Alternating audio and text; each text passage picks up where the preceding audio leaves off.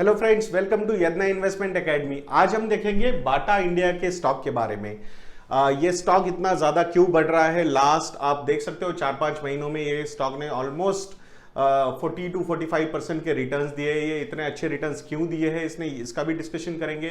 Q3 के अभी results आए हैं, उसको भी एनालाइज करेंगे और बाद में इन्होंने क्या क्या चीजें अच्छी की है in particularly in last 12 months. तो ये सारी चीजें हम आज डिस्कस करेंगे और बाटा इंडिया पे एक बहुत ही डिटेल्ड वीडियो बनाएंगे। रिलैक्सो फुटवेयर पे हमने एक डिटेल्ड वीडियो बनाया हुआ है। अगर आप हमारे चैनल मेंबर हो, नीचे ज्वाइन का बटन है, वो जो मेंबरशिप ज्वाइन करके आप हमारे रिसर्च वीडियोस देख सकते हो। लास्ट 1 मंथ के वीडियोस हमारे कम्युनिटी के पेज पे लाइव होते हैं। और अगर आप चाहते हो कि हमारे स्टॉक सब्सक्रिप्शंस लेने हैं तो आप हमारी वेबसाइट www.investedna.in को विजिट कर सकते हो। वहां पे स्टॉक सब्सक्रिप्शन के ऑप्शंस अवेलेबल है और अगर कोई क्वेरी होगी तो आप वहां पे कॉन्टैक्ट डिटेल्स भी अवेलेबल है। You can contact us on our relationship management thing and they will guide you.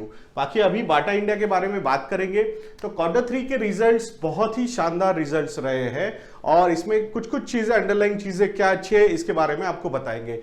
तो सेल्स ग्रोथ जो हुई है, sales growth year on year की जो सेल्स ग्रोथ है वो मतलब वो नंबर अराउंड 16% का नंबर है। ये ज्यादा बड़ा नंबर नहीं है 16% का। 74 करोड़ रुपीस का जो सेल्स का फिगर था लास्ट ईयर का था और सेम क्वार्टर में मतलब दिसंबर 2018 में जो एंड हुआ ये क्वार्टर, उसमें ये क्लोज टू 779 करोड़ रुपीस का नंबर आया है। तो यहां पे 16% का सेल्स ग्रोथ है। ये sales growth year on year देख के आपको शायद लग सकता है कि इतने अच्छे रिजल्ट्स नहीं है, बट अंडरलाइन चीजें हम आपको अभी बताएंगे। सेकंड जो है वो ऑपरेटिंग प्रॉफिट। सो ऑपरेटिंग प्रॉफिट ये जो फिगर्स आई है ये 47.7% ग्रो हुआ है ईयर ऑन ईयर। 47.7% का ग्रोथ है। 111 करोड़ रुपीस का ऑपरेटिंग प्रॉफिट होता था पहले, मतलब लास्ट ईयर दिसंबर 2017 का जो क्वार्टर एंड हुआ था उसमें 111 करोड़ रुपीस का ऑपरेटिंग प्रॉफिट था। और इस क्वार्टर में दिसंबर 18 में जो एंड हुआ है वहां पे ये 164 करोड़ रुपीस का हुआ है। तो यहां पे आप देख सकते हो 47.7% का ग्रोथ हुआ है ऑपरेटिंग प्रॉफिट में और सेल्स ग्रोथ हुआ है 16% का। इसका मतलब इनके जो ऑपरेटिंग मार्जिन्स है वो काफी शानदार तरीके से बढ़े हैं, ऑपरेटिंग मार्जिन्स। तो आपने ये हमेशा देखना चाहिए क्यों बढ़े हैं इसके बारे में बात करेंगे। तो ऑपरेटिंग मार्जिन्स जो थे वो लास्ट ईयर में सेम क्वार्टर में 17% होते थे और अभी ये बढ़ के 21% हुए हैं।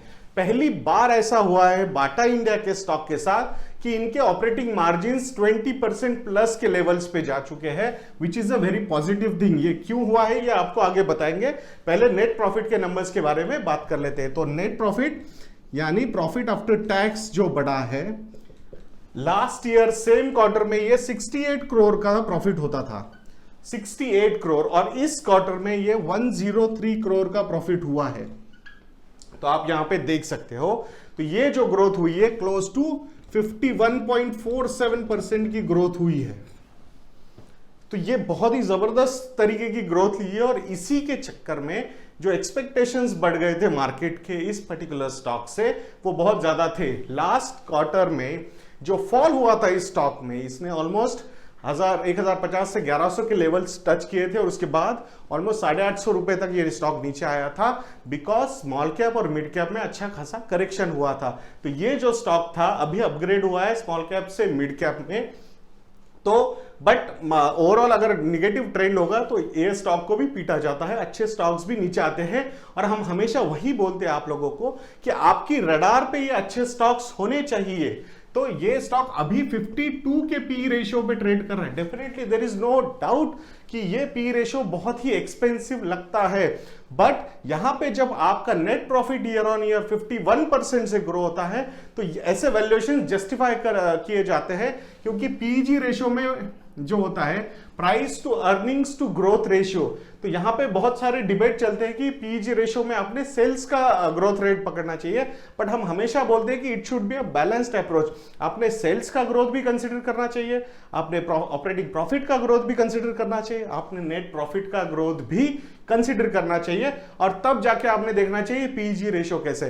तो यहां पे अगर 51-52% का ग्रोथ आपको ईयर ऑन ईयर दिखता है तो ये जस्टिफाई हो सकता है, बट यहां पे भी जो प्रोज एंड कॉन्स हम बोलेंगे कि भाई ये क्वार्टर कर रहा है, ये तो ईयर ऑन ईयर में एक ही क्वार्टर पकड़ा है, अभी आगे के क्वार्टर्स भी ऐसे ही ग्रोथ होगा क्या, दैट इज मोर इंपॉर्टेंट। तो दूसरी चीज आपने कैसे देखना चाहिए, जैसे आप ईयर ऑन ईयर के प्रॉफिट्स देखते हो हमेशा, आपने ये चीज भी देखनी चाहिए कि क्वार्टर ऑन क्वार्टर कैसे ग्रोथ हो रही है ये प्रॉफिट्स की।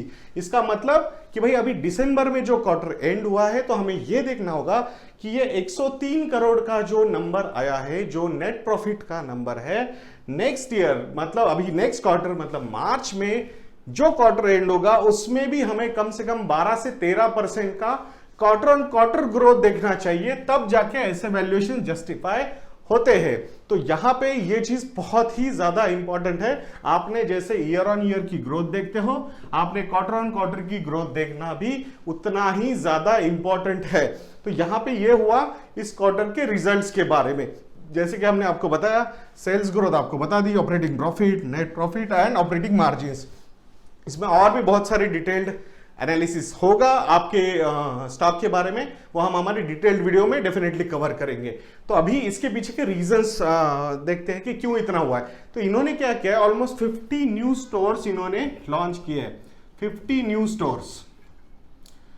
ये कैसे, ये रेड कंसेप्ट इन्होंने नया शुरू किया। आपने देखा होगा कि कृति सैनन एंड सुशांत सिंह राजपूत ये इनके नए ब्रांड एम्बेसडर हैं, तो उनको मद्देनजर देखते हुए उन्होंने एक रेड थीम चलाई है बाटा ने।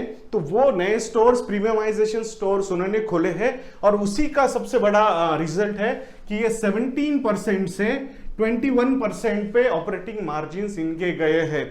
तो एक प्रीमियमाइजेशन की फील लाई है बाटा ने।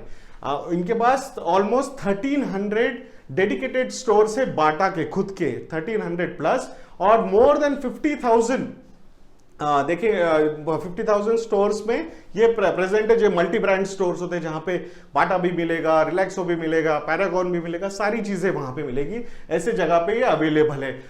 ईयरली अगर प्रोडक्शन देखा जाए तो 5 करोड़ पेयर्स ये प्रोड्यूस करने की कैपेसिटी रखते हैं या सेल करने की कैपेसिटी रखते हैं, which is very huge. Largest player footwear industry का, इंडियन फुटवेयर इंडस्ट्री का है बाटा, और almost every day they are serving 1.2 lakh customers every day.